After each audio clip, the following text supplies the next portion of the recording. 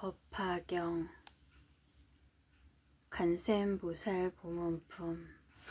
그때 무진이 보살이 곧 자리에서 일어나 오른쪽 어깨를 드러내고 부처님을 향해 합장하고 이렇게 사례었습니다. 세존이시여, 간센보살은 무슨 인연으로 이름을 간세음이라 하나이까?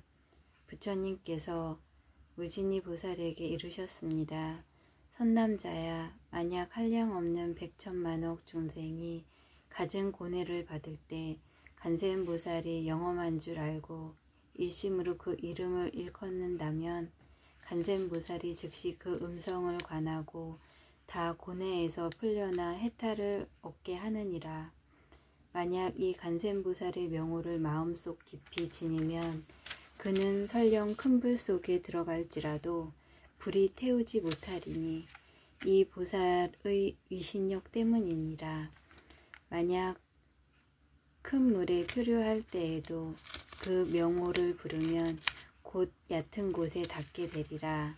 만약 백천만억의 중생이 금, 은, 유리, 자거, 만호, 산호, 호박, 진주 등의 보배를 구하기 위하여 큰 바다에 들어갔을 때 설령 폭풍이 불어서 그 배가 표류하여 멀리 나찰기 나라에 닿게 되었을지라도 그 중에 한 사람이라도 간센보살의 명호를 부른다면 모든 사람이 다 나찰의 환난에서 벗어나게 되리라.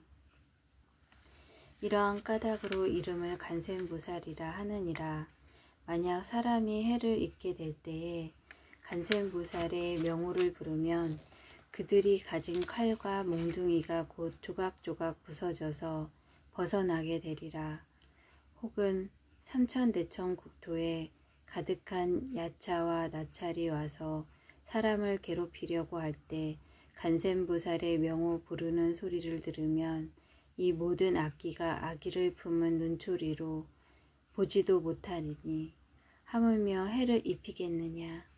가령 또 어떤 사람이 재가 있거나 재가 없거나 수갑과 족쇄를 채우고 칼을 씌워 세 줄로 그 몸을 결박했을지라도 간센보살의 명호를 부른다면 다 끊어지고 부서져서 곧 이에서 벗어나리라.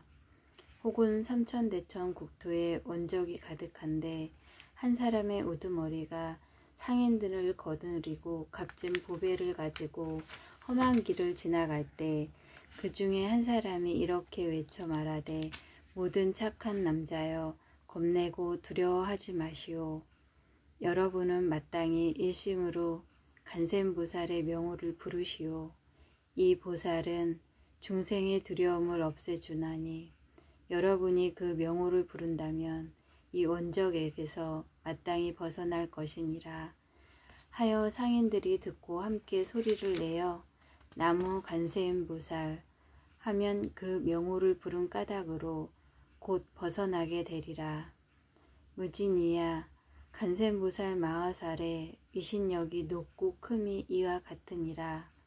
만약 어떤 중생이 음욕이 많을지라도 항상 간센보살을 생각하고 공경하면 곧 음욕을 여의게 되며 혹은 성내는 마음이 많을지라도 항상 간센보살을 염하고 공경하면 곧 성내는 마음을 여의게 되며 혹은 어리석음이 많을지라도 항상 간센보살을 염하고 공경하면 곧 어리석은 마음을 여의게 되느니라.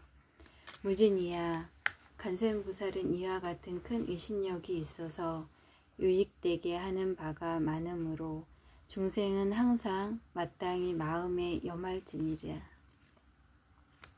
여인이 아들을 얻으려고 간센보살에게 예배에 공양하면 큰 복덕과 지혜를 갖춘 아들을 낳고 혹은 딸을 얻고자 하면 곧 단정하고 어여쁜 딸을 낳되 이 아이가 속세에 덕본을 심은 인연으로 못 사람에게 사랑과 공경을 받으리라. 무진이야, 간센보살은 이와 같은 힘이 있느니라. 만약 중생이 간센보살을 공경하고 예배하면 복이 되어 헛됨이 없으리라. 그러므로 중생은 다 간센보살의 명호를 받아 지닐지니라. 무진이야, 만약 사람이 62억 항아사의 보살 이름을 받아 지니고 또 목숨이 다하도록 음식과 의복과 침구와 의약을 공양한다면 너의 뜻에는 어떠하냐? 이 선남자 선여인의 공덕이 많지 않겠느냐? 무진이 보살이 사려었습니다. 매우 많겠나이다. 세존이시여, 부처님께서 말씀하셨습니다. 만약 또 어떤 사람이 간센보살의 명호를 받아 지니어 잠시라도 예배에 공양한다면 이 두 사람의 복이 똑같아 차이가 없어서 백천만억 겁에도 다하지 않으리라. 무진이야, 간센보살의 명호를 받아 지니면 이와 같이 한량 없고 가히 없는 복덕의 이익을 얻느니라. 무진이 보살이 부처님께 사려왔습니다. 세존이시여, 간센보살은 이 사바세계에 어떻게 논일며 중생을 위해 어떻게 설법하며 방편력으로 하는 그 일은 어떠하나이까? 부처님께서 무진이 보살에게 말씀하셨습니다. 선남자야, 만일 어떤 국토에 중생이 있는데 부처님 몸으로 제도할 이에게는 간센보살이 곧 부처님의 몸을 나타내어 법을 설하며 벽지불의 몸으로 제도할 이에게는 곧 벽지불의 몸을 나타내어 법을 설하며 성문의 몸으로 제도할 이에게는 곧 성문의 몸을 나타내어 법을 설하느니라. 또 범왕의 몸으로 제도할 이에게는 곧 범왕의 몸을 나타내어 법을 설하며 재석의 몸으로 제도할 이에게는 곧 재석의 몸을 나타내어 법을 설하며 자재천의 몸으로 제도할 이에게는 곧 자재천의 몸을 나타내어 법을 설하며 대자재천의 몸으로 제도할 이에게는 곧 대자재천의 몸을 나타내어 법을 설하며 천대장군의 몸으로 제도할 이에게는 곧 천대장군의 몸을 나타내어 법을 설하며 비사문의 몸으로 제도할 이에게는 곧 비사문의 몸을 나타내어 법을 설하며 소왕의 몸으로 제도할 이에게는 곧 소왕의 몸을 나타내어 법을 설하며 장자의 몸으로 제도할 이에게는 곧 장자의 몸을 나타내어 법을 설하며 거사의 몸으로 제도할 이에게는 곧 거사의 몸을 나타내어 법을 설하며 재관의 몸으로 제도할 이에게는 곧 재관의 몸을 나타내어 법을 설하며 바라문의 몸으로 제도할 이에게는 곧 바라문의 몸을 나타내어 법을 설하느니라. 그리고 비구, 비구니, 우바세, 우바이의 몸으로 제도할 이에게는 곧 비구, 비구니, 우바세, 우바이의 몸을 나타내어 법을 설하며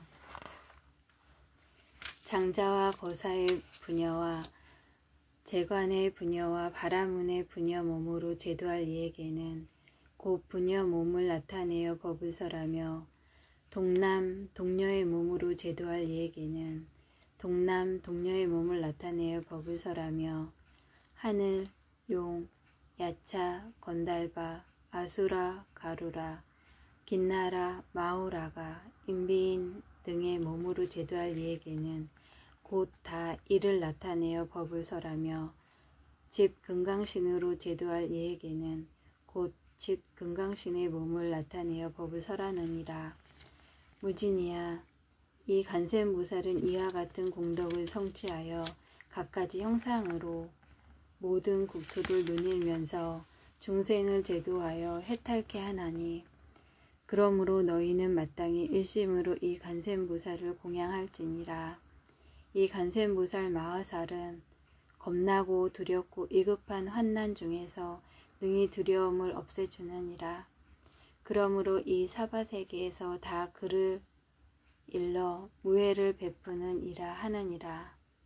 무진이 보살이 부처님께 사려왔습니다. 세존이시여, 저는 지금 간센보살님에게 공양하겠나이다. 곧 값이 100천 양금되는 여러 가지 보주와 영락이 달린 목걸이를 풀어 들고 말씀하되, 인자시여, 이 법시의 진보 영락을 받아 주옵소서. 하니 때에 간센보살이 즐겨 이를 받지 아니하거늘 무진이가 다시 간센보살에게 말씀하였습니다. 인자시여 저희를 불쌍히 여기시어 이 영락을 받으소서. 그때 부처님께서 간센보살에게 이르셨습니다. 마땅히 이 무진이 보살과 사부대중과 하늘, 용, 야차, 건달바, 아수라, 가루라, 긴나라, 마우라가 인비인 등을 불쌍히 여겨 이 영락을 받을지니라. 즉시 간센보살은 모든 사부대중과 하늘, 용, 인비인 등을 불쌍히 여겨 그 영락을 받아 둘로 나누어 하나는 석가모니 불께 바치고 하나는 다부 불탑에 바쳤습니다. 무진이야, 간센보살은 이같이 자제한 실력이 있어서 사바세계에 노느니라. 그때 무진이 보살이 개송으로 여쭈었습니다. 묘한 상호 갖추신 세존이시여, 저는 지금 거듭 그 일을 묻자옵니다. 부자는 무슨 인연으로 이름을 간세음이라 하시나이까? 묘한 상호를 갖추신 세존께서 개송으로 무진이에게 대답하사, 너는 온갖 곳에 응연하는 간세음의 행을 들을지어다. 그 보살의 큰 서원은 깊기가 바다와 같아 헤아릴 수 없는 겁을 지나오면서 많은 천억 부처님 모시고 청정한 대원을 세웠으니 내가 너를 위하여 간략히 설하리라. 명호를 듣거나 몸을 챙겼거나 마음에 늘 생각함이 헛되지 아니하면 능히 모든 고뇌가 소멸하리라. 가령 해치려는 자가 큰 불구덩이에 밀어뜨렸을 때에 저 간음력을 업하면 불구덩이가 변하여 연못이 되리라. 혹은 큰 바다에 표류하여 용이나 고기나 온갖 귀신이 한난을 당했을 때에 저 간음력을 염하면 파도에 빠지지 않느니라. 혹은 수미산 봉우리에서 누구에게 밀려 떨어졌을 때에 저 간음력을 염하면 해처럼 허공에 머무르리라. 혹은 악인에게 쫓겨 금강산에 떨어졌을 때에 저 간음력을 염하면 털끝 하나 다치지 아니하리라. 혹은 원적이 에어싸고 각기 칼을 들고 해치려 할 때에 저 간음력을 염하면 모두 다 자비심을 일으키니라. 혹은 왕의 한난을 받아 형장에서 목숨을 마치려 할 때에 저 간음력을 염하면 칼이 곧 조각조각 부서지리라. 혹은 갇혀 큰 칼 쓰고 손발에 쇠보랑과 찾고 찼을 때에 저 간음력을 염하면 풀려 벗어나게 되리라. 저주나 온갖 독약으로 몸을 해치려는 자가 있을 때에 저 간음력을 염하면 도리어 본인에게로 돌아가리라. 혹은 악한 나찰과 동령과 온갖 귀신을 만났을 때에 저 간음력을 염하면 바로 감히 해치지 못하리라. 혹은 악한 짐승에 둘러싸여 날카로운 이빨과 발톱에 당하려 할 때에 저 간음력을 염하면 곧 먼 곳으로 달아나리라. 독사와 정갈이 도끼를 불꽃처럼 내뿜을 때에 저 간음력을 염하면 소리와 같이 스스로 물러가리라.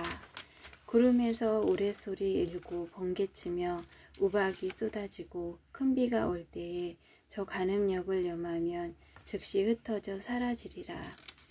중생이 고액으로 한량없는 고통에 몸이 핍박당했을 때에 간음의 묘한 지혜력이 세간의 고를 구원하느니라. 신통력이 부족하고 지혜의 방편을 널리 닦아 시방 모든 국토에 몸을 나타내지 않는 곳 없고 갖가지의 모든 악취, 지옥, 악이, 축생의 생, 노, 병, 사의 고통을 점차로 다 없애주느니라. 진실로 관하고 청정으로 관하며 넓고 큰 지혜로 관하고 대비로 관하며 대자로 관하느니 항상 원하고 우러러 볼지니라. 때묻지 않은 청정한 광명으로 지혜는 해같이 모든 어둠을 몰아내고 능히 재앙의 바람과 불을 조복하고 널리 밝게 세간을 비추니라. 빛의 계행은 오래같고 자의의 미묘함은 구름 같아 감노의 비를 내려 번뇌의 불꽃을 없애느니라. 쟁송을 당하는 간청에서나 무섭고 두려운 전쟁터에서도 저 간음력을 염하면 모든 원적과 두려움이 물러가리라. 묘하게 중생을 가르치는 복덕의 음성, 세상을 굽어보는 간음의 음성, 맑고 청정한 음성, 바다의 조수같이 무시로 이익주는 언제나 새로운 진리의 음성이 저 세간의 미혹을 초월하는 수승한 음성이니 그러므로 모름지기 항상 염하여 순간순간에도 의심내지 말지니라. 간세음 정성은 고뇌와 죽음의 애군을 당했을 때에 능히 의지할 바가 되리라. 모든 공덕을 갖추어 자비의 눈으로 중생을 보며 복의 쌓임이 바다와 같이 한량 없나니 그러므로 마땅히 머리 숙여 예배할지니라. 그때 지지보살이 그 자리에서 일어나 앞으로 나와 부처님께 사려왔습니다. 세존이시여, 만약 중생 중에 이 간센보살이 자제한 행동과 넓은 문으로 나타내는 신통력을 듣는 이는 그 공덕이 적지 아니함을 마땅히 알겠나이다. 부처님께서 이 보문품을 설하실 때 대중 속의 84,000 중생이 다 비길 바 없는 안욕 따라 삼박삼보리의 마음을 일으켰습니다.